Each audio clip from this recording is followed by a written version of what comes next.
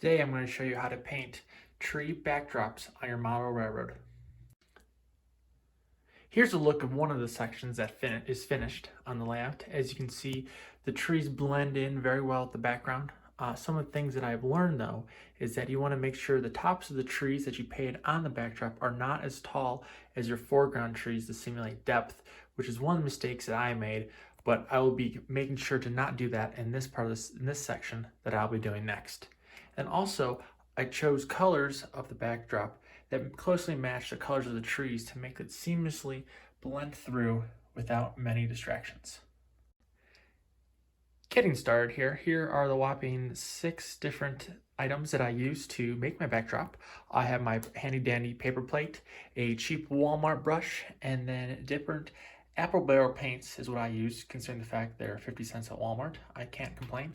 But I start with an umber brown, or burnt umber, my bad, a marsh green, followed by a Kelly green, and then I use some highlights of lime tree. And as you can see, the back part here that we're going to start, I already started with putting a nice thin brown burnt umber base to simulate brush, debris, and twigs before we go into the trees themselves. Starting here, I just want to make sure I have a ruler. I only can find a square, so that's what I'm going to use, to roughly determine how tall the trees are in the previous section, which they're about 5 inches, so I know where roughly to begin the height of our burnt umber. And so I'm just going to do a small section here, and we'll show you the final product. So starting with the burnt umber, I'm going to plop it down. And normally if you're doing this from scratch with just a blue backdrop, you would have brushed in some spots right here showing some brush and everything I've showed before, but this is just a simple stippling technique. We're going to get a little bit of paint on your brush and just sort of make your trees. It doesn't really matter too much considering the fact that most of this is going to be hidden. You can try to make your trees straight. You can put in as many as you want or as few as you want. It doesn't really matter. You're not going to be able to see this layer.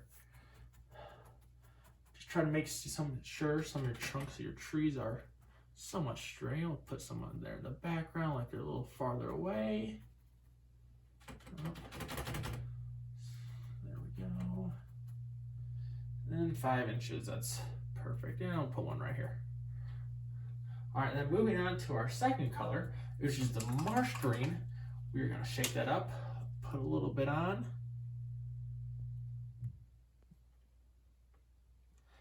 And here we're gonna combine the burnt umber and the marsh green to give us a brown green color as our next color to be added. And here I'm going to start stippling from the bottom because we got to simulate the debris, brush, down limbs and trees. And so once this is done, add a little bit more here. I'll go up through and sort of go over some of the trees that we have here. As you can see, it just sort of gives us a little bit of a textured approach to how this looks. So I'm going to finish this up and then I'll show you before I start the next color. As you can see here, here's the first set of colors done where we have our marsh green and our burnt umber mixed together. As you can see, you're going to start getting a little bit of a texturing technique. Not too much here on the bottom, but you can see the difference between the brown, the trunks, and the greens. Now the next layer is to go through just with the marsh green by itself and add that. And now I'm going to use the same stippling technique as I did for the burnt umber and the marsh green combination, and I'll let you know how it looks once it's done. All right, so now our marsh green is finished. As you can see here, I try to take as much of the paint out as possible. One of the things is the reason why this paint's looking like this is because my brush is just slightly wet when I began. Now in a perfect world, you want to begin with a dry brush, but since I was using it before and I didn't want to wait, I have a slightly wet brush, but that's okay. Here is the marsh green finished. And now the next set of colors would be to add Kelly green combination with the marsh green to get our next color. So I'll put that on, stipple it, and I'll let you know what it looks like. Adding the combination of Kelly green and marsh green gives you another layer of texture. And now I will do the next 4 layers and I'll show you the finished project.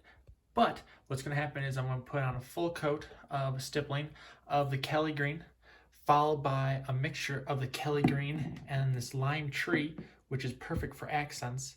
And then I'll do a very, very little bit on the paintbrush, just enough for the highlights with the lime tree. And I'll show you what it looks like at the end.